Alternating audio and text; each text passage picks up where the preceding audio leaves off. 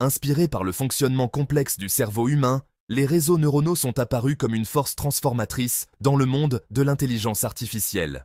Ces réseaux imitent la manière dont les neurones humains interagissent et traitent l'information, ouvrant ainsi de nouvelles possibilités pour les machines.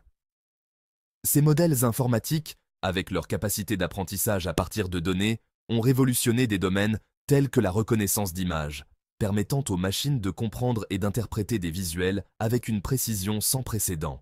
Le traitement du langage naturel, où les machines peuvent désormais comprendre et générer du texte humain, et la robotique, où les robots deviennent de plus en plus intelligents et autonomes. Au cœur de cette révolution se trouve le deep learning, un ensemble puissant de techniques qui exploitent la profondeur des réseaux neuronaux pour extraire des modèles et des représentations complexes à partir de vastes quantités de données. Ces techniques permettent aux machines de s'améliorer continuellement en apprenant de nouvelles informations. Imaginez un ordinateur capable de distinguer un chat d'un chien sur une image, une tâche qui peut sembler simple pour un humain, mais qui nécessite une compréhension approfondie pour une machine. De traduire des langues avec une précision remarquable, facilitant la communication entre personnes de différentes cultures et langues, voire de composer de la musique qui suscite des émotions, en capturant l'essence de la créativité humaine. C'est la promesse du deep learning, et tout commence par la compréhension des éléments fondamentaux des réseaux neuronaux. Ces éléments sont la base sur laquelle toutes les applications avancées sont construites. Ces réseaux sont constitués de nœuds interconnectés, ou neurones, organisés en couches. Chaque couche traite des informations à un niveau différent, permettant une analyse de plus en plus sophistiquée. Chaque connexion entre les neurones a un poids qui lui est associé, représentant la force de la connexion. Ces poids sont ajustés pendant l'apprentissage pour optimiser les performances du réseau. Le processus d'apprentissage consiste à ajuster ces poids en fonction des données d'entrée, ce qui permet au réseau de faire des prédictions ou des classifications précises. Plus les données sont nombreuses et variées, plus le réseau devient performant. Le deep learning va plus loin, en utilisant des réseaux à plusieurs couches cachées, ce qui permet d'extraire des caractéristiques de plus en plus abstraites et complexes. Ces couches cachées sont essentielles pour comprendre des données non linéaires et variées. C'est cette profondeur qui confère au deep learning sa remarquable capacité à modéliser des relations complexes au sein des données. Cette capacité est ce qui permet aux machines de surpasser les méthodes traditionnelles dans de nombreux domaines. Dans les sections suivantes, nous allons nous plonger dans le monde fascinant des réseaux neuronaux convolutifs, CNN, qui sont particulièrement efficaces pour le traitement des images, et des réseaux neuronaux récurrents, RNN, qui excellent dans le traitement des données séquentielles comme le texte et les séries temporelles, deux architectures majeures qui ont fait progresser le domaine du deep learning. Ces architectures ont ouvert de nouvelles voies pour l'innovation et la recherche. Nous explorerons également le rôle crucial des algorithmes d'optimisation dans l'entraînement de ces réseaux, leur permettant d'atteindre leur plein potentiel. Ces algorithmes sont la clé pour maximiser l'efficacité et la précision des modèles de deep learning. Le deep learning représente un changement de paradigme dans le domaine du machine learning, s'éloignant de l'ingénierie de caractéristiques artisanales traditionnelles pour se tourner vers l'extraction automatique de caractéristiques à partir de données brutes. Cette différence fondamentale a des implications profondes, permettant aux machines de s'attaquer à des tâches autrefois considérées comme exclusives à la cognition humaine. Prenons l'exemple de la reconnaissance d'images. Dans le machine learning traditionnel, les experts définissaient manuellement des caractéristiques telles que les contours, les coins et les textures, qui étaient ensuite utilisées pour entraîner un classificateur.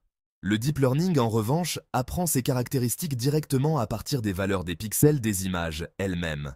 Cette approche axée sur les données élimine le besoin d'une intervention humaine dans la conception des caractéristiques, ce qui permet aux experts de se concentrer sur des tâches de plus haut niveau. Le succès du deep learning peut être attribué à plusieurs facteurs, notamment la disponibilité d'ensembles de données massifs, les progrès de la puissance de calcul et le développement de nouvelles architectures et de nouveaux algorithmes d'apprentissage. Les grands ensembles de données constituent le carburant des modèles de deep learning, leur permettant d'apprendre des modèles complexes et de généraliser efficacement à des données non vues. L'avènement de processeurs graphiques, GPU, puissants a considérablement accéléré le processus d'apprentissage, rendant possible l'apprentissage de modèles comportant des millions, voire des milliards de paramètres. De plus, le développement d'architectures sophistiquées telles que les CNN et les RNN a joué un rôle essentiel dans le traitement de types de données spécifiques, tels que les images et les séquences. Ces architectures sont conçues pour exploiter la structure inhérente aux données, ce qui permet d'améliorer les performances et l'efficacité. Au fur et à mesure que nous approfondirons ces architectures dans les sections suivantes, le pouvoir transformateur du deep learning deviendra de plus en plus évident. Ce changement de paradigme ne se limite pas seulement à la reconnaissance d'images, mais s'étend également à d'autres domaines comme la reconnaissance vocale, la traduction automatique et même la conduite autonome. Les possibilités sont vastes et en constante expansion, ouvrant la voie à des innovations que nous n'aurions jamais cru possibles il y a quelques années. En fin de compte, le deep learning redéfinit ce que les machines peuvent accomplir, repoussant les limites de la technologie et de la science. Les réseaux neuronaux convolutifs, ou CNN, sont devenus les champions incontestés des tâches de reconnaissance visuelle, atteignant des performances de niveau humain dans des domaines tels que la détection d'objets, la classification d'images et la segmentation d'images. Leur succès remarquable découle de leur capacité à apprendre automatiquement des représentations hiérarchiques d'images, en capturant les motifs locaux et le contexte global. Au cœur d'un CNN se trouve l'opération de convolution, une opération mathématique qui extrait des caractéristiques d'une image en faisant glisser un petit filtre ou noyau sur l'image. Ce filtre agit comme une loupe, se concentrant sur de petites régions de l'image à la fois et détectant des motifs spécifiques tels que des contours, des lignes ou des textures. Le résultat de l'opération de convolution est une carte de caractéristiques qui met en évidence la présence de ces motifs dans l'image d'entrée. Plusieurs couches de convolution sont empilées les unes sur les autres, chaque couche apprenant à détecter des caractéristiques de plus en plus complexes. Par exemple, la première couche peut détecter des contours et des coins simples, tandis que les couches suivantes peuvent apprendre à reconnaître des formes plus complexes comme des cercles, des carrés, voire des parties d'objets comme des yeux, des roues ou des ailes. Cette extraction hiérarchique des caractéristiques permet au CNN de construire une représentation riche de l'image, capturant à la fois les détails de bas niveau et la sémantique de haut niveau. Section 3.1 Déconstruction de la convolution. Au cœur de l'extraction de caractéristiques. Pour vraiment saisir la puissance des CNN, il est essentiel de comprendre plus en détail l'opération de convolution. Mathématiquement, la convolution peut être décrite comme une somme pondérée des valeurs des pixels d'entrée dans le champ récepteur du filtre. Les poids du filtre déterminent les caractéristiques qu'il détectera. Par exemple, un filtre avec des poids positifs au centre et des poids négatifs sur les bords détectera les contours. Pendant le processus d'apprentissage, les poids des filtres sont automatiquement appris à partir des données.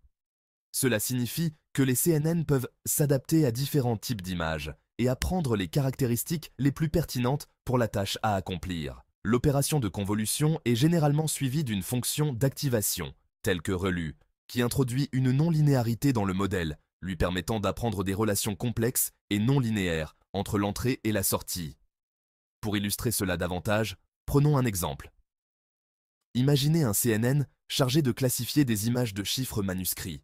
La première couche de convolution pourrait apprendre à détecter les traits et les courbes simples.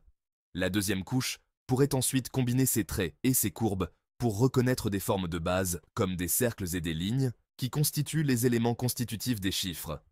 Enfin, la dernière couche combinerait ces formes pour classifier le chiffre entier. Section 3.2 Mise en commun.